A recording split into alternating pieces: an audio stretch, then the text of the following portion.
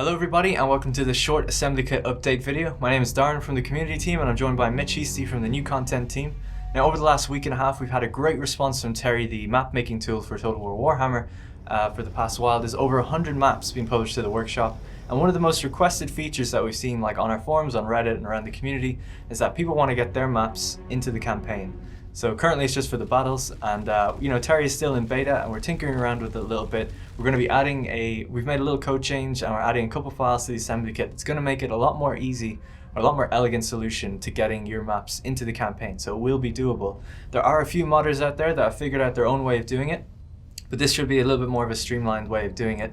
Shout out to the Lorehammer guys because they figured it out and posted it on Reddit. So hopefully Mitch is going to take us through how to do this and show how relatively easy and powerful it is. We're going to be able to, pick somewhere on the map, on the entire map, and choose, I want my map to go, pretty much in this spot. So if you've got a river crossing battle that's specific to a certain area, you can target that and say, yep, it's only going to appear here. You can say that it's only going to appear even if Empire are there. Maybe you want a Chaos version of it, and if Chaos are fighting, it's there instead. So something like that. Very powerful, very cool, and really exciting.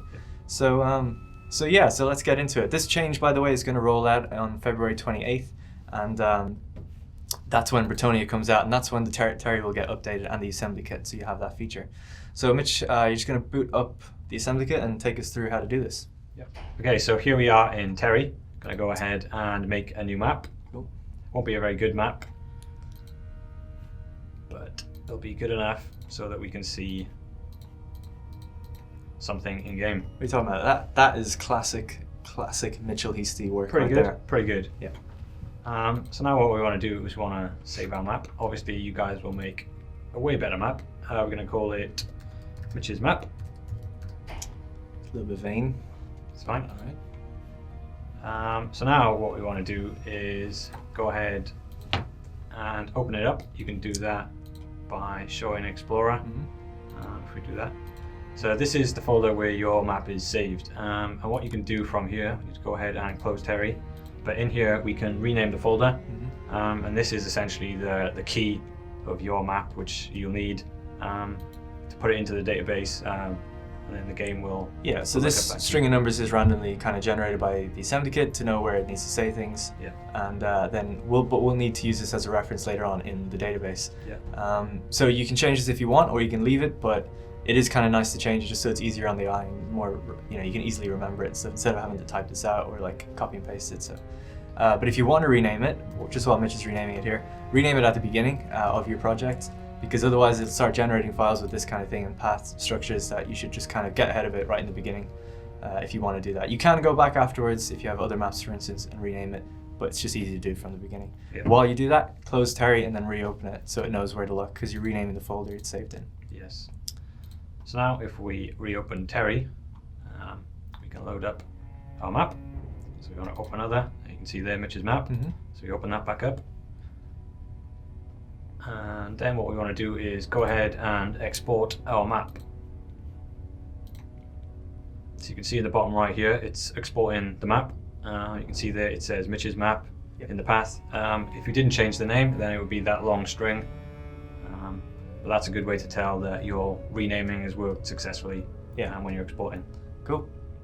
Okay, so we've just exported our map in Terry. What we want to do now is open up Dave, which is the database editor.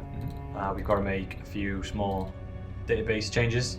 So in the table launcher here, you want to filter for battle attachment.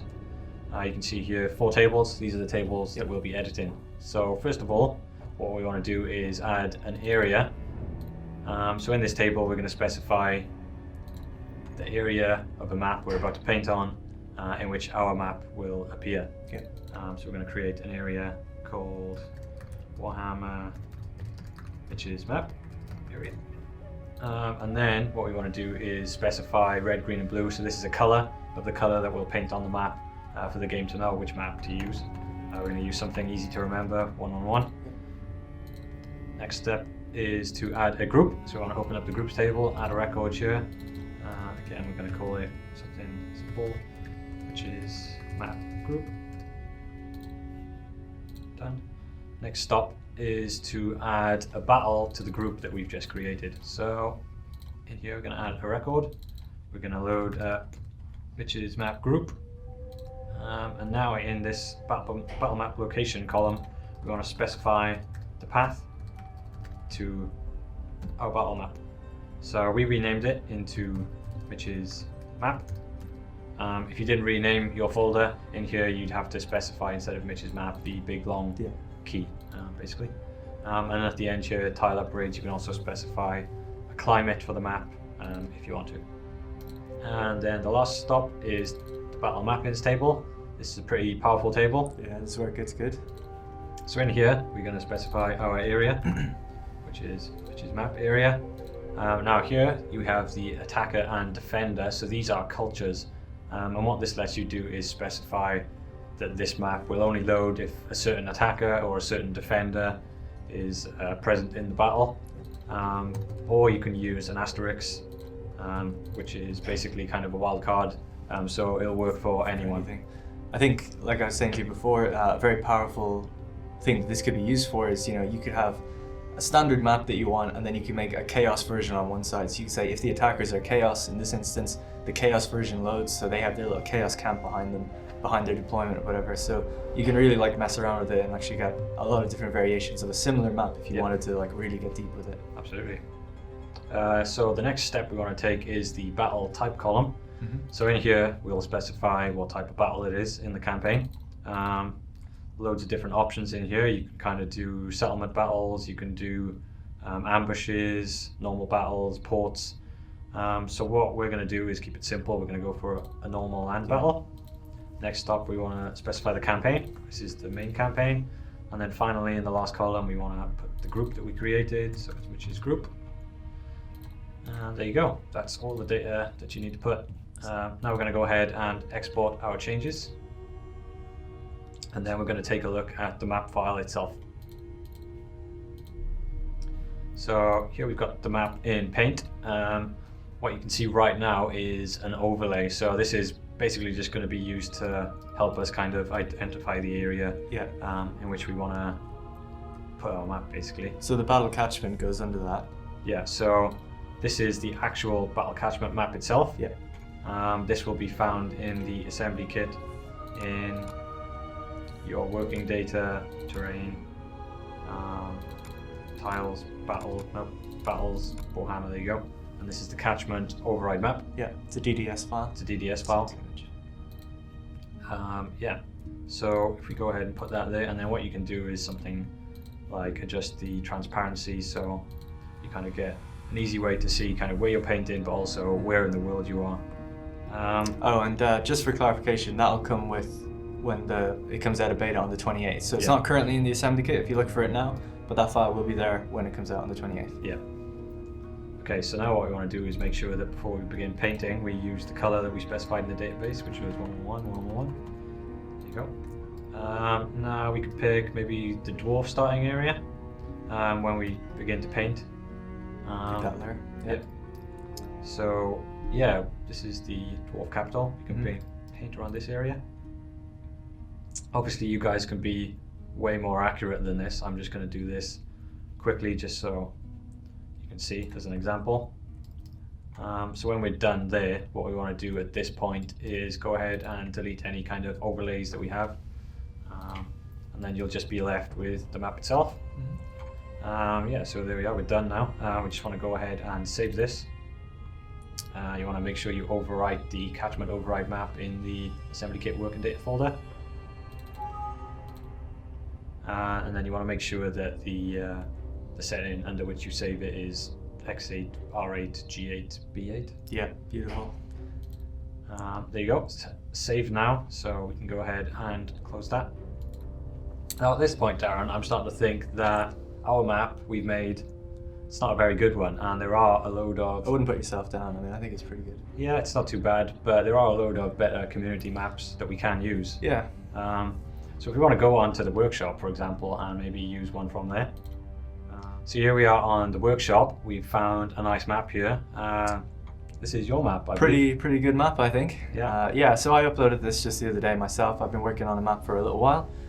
So we just thought, yeah, we'll throw this one in the game, see how it goes. You can see we're subscribed to it now, so it'll download into the data folder.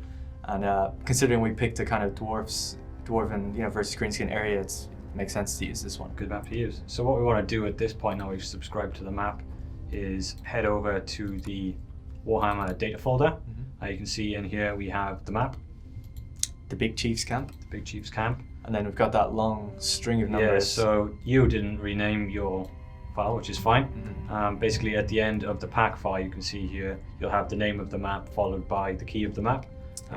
So you want to take this, and we can head back to... And you can see our one actually there, Mitch's map. So yeah, you can see why it double names it, because we named it the same as the key. So. Exactly, yeah. So if we head back to Dave now, we want to go back into the battles table.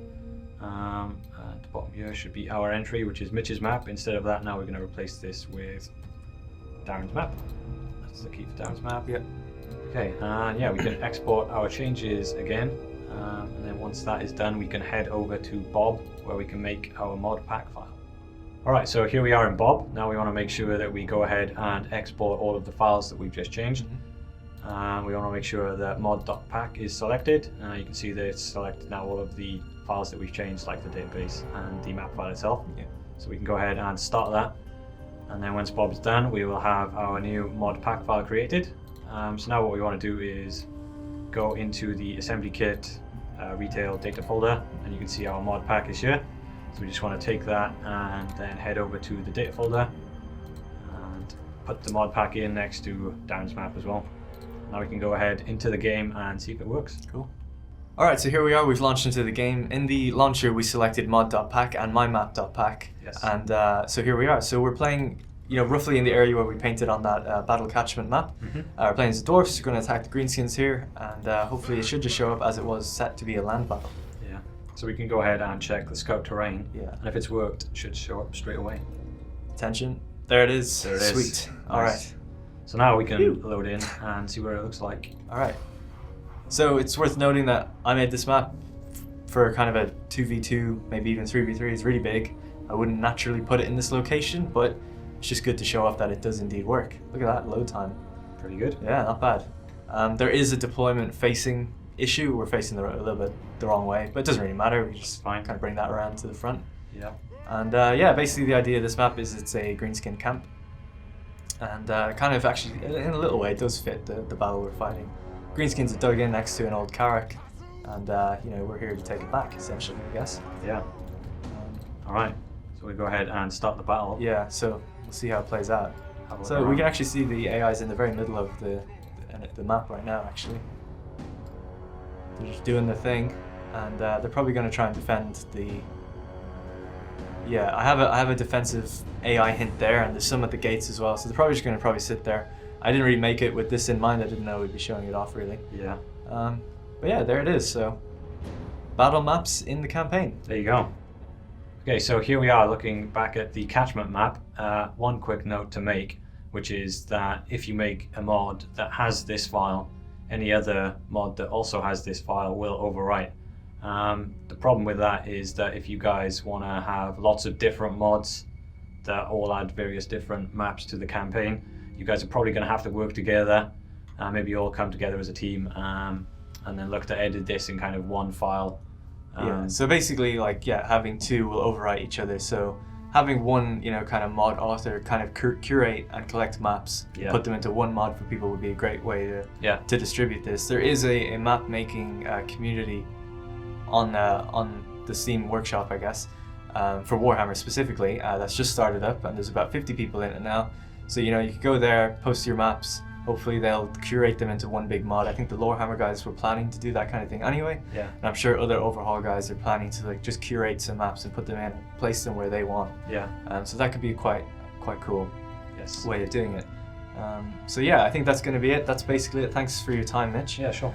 And yeah, we hope to see what you guys are going to do with this in the near future. It will be coming out on the 28th of February. These extra files will be added so you guys can play around with it. And yeah, until then, we'll see you in the next video. So remember, you can always tune in to our YouTube channel if you want to subscribe to get exclusive videos and things like that. Follow us on social media for more, and join our forums or Reddit and things like that if you want to get involved in the community for map making and modding. So yeah, thanks very much, and we'll see you in the next one. See ya.